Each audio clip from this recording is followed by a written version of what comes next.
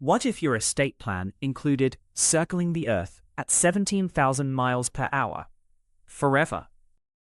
Space burial is a real FAA-licensed industry. Companies like Celestis charge starting prices of $3,495 for pets and $4,995 for humans to launch a portion of cremated remains into orbit aboard commercial rockets. The term is deliberately romantic. What actually launches is a lipstick tube-sized capsule containing roughly 1 gram of ash, hitching a ride as secondary payload on a rocket already bound for low Earth orbit or beyond. The remaining cremated remains, typically several pounds, stay on Earth with the family. Only a symbolic portion makes the journey. Before any ashes leave the atmosphere, the launch operator files for an FAA launch license under Title 51 of the U.S. Code. The memorial payload is listed as commercial cargo, legally identical to a communication satellite. That means it must clear the same range safety review, orbital debris assessment, and payload manifest verification that any commercial satellite clears before it reaches the launch pad. Here's where physics takes over from paperwork.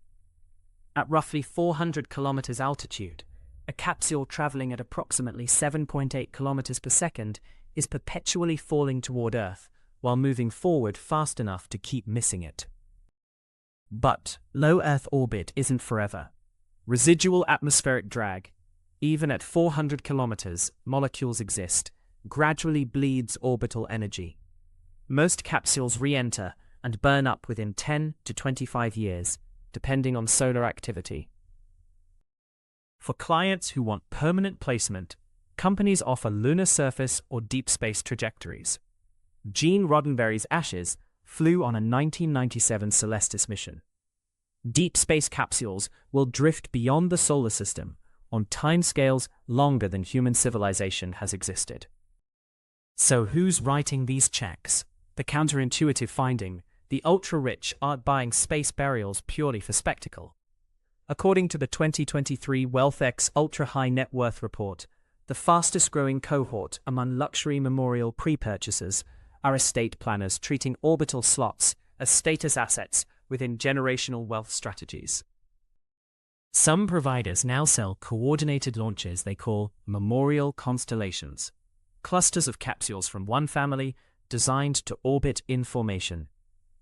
Celestis has marketed this explicitly as the space-age equivalent of a family mausoleum, a dynasty marker visible overhead rather than buried underground.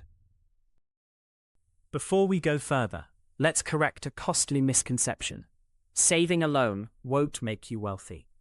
A 2022 TIAA Institute survey found that fewer than half of American adults could correctly identify how compound interest works, meaning most people are optimizing for the wrong variable.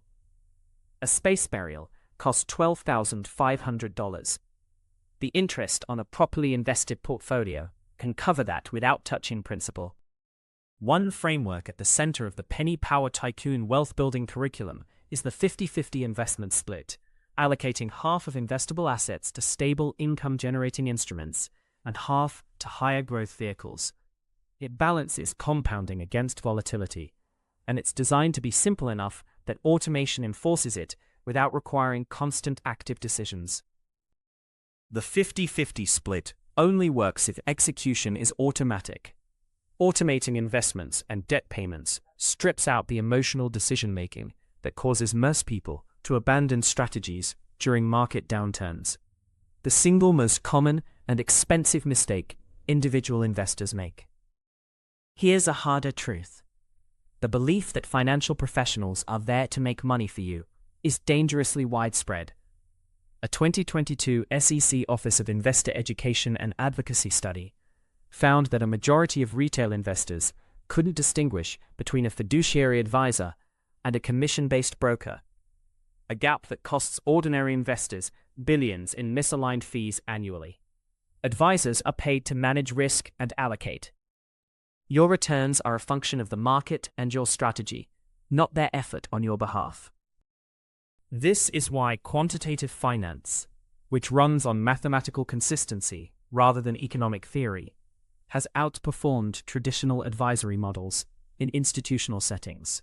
Renaissance Technologies Medallion Fund, documented in Gregory Zuckerman's 2019 book, The Man Who Solved the Market, delivered average annual returns exceeding 66% before fees across 3 decades. Not through advisor intuition, through systematic mathematical rules applied without exception. The math doesn't care about your advisor's confidence. Consistent inputs produce consistent outputs. Think back to that capsule in orbit. It stays up not because of luck or inspiration, but because physics applies the same rules every single second.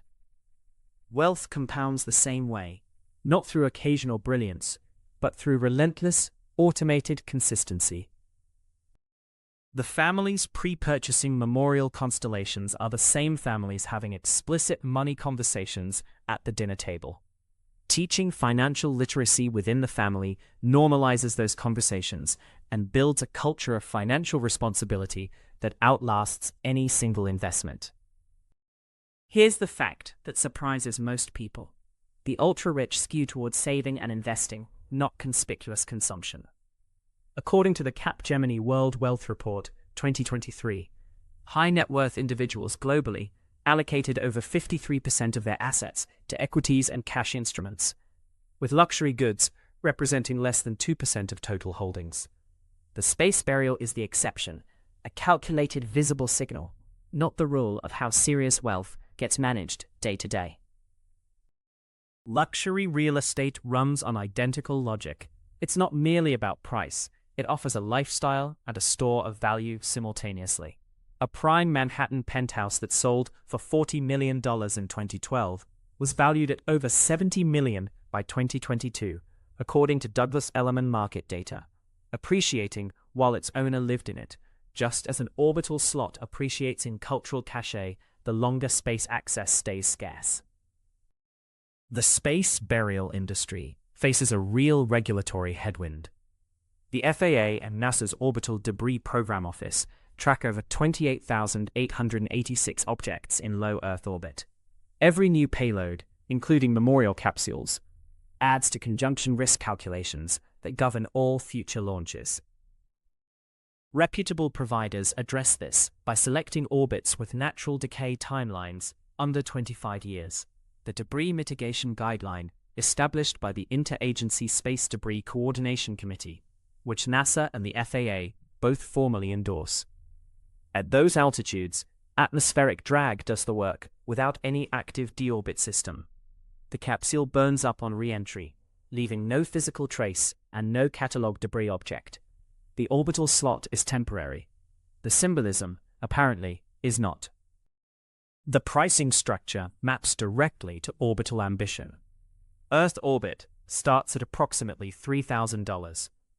Lunar surface delivery runs approximately $12,995.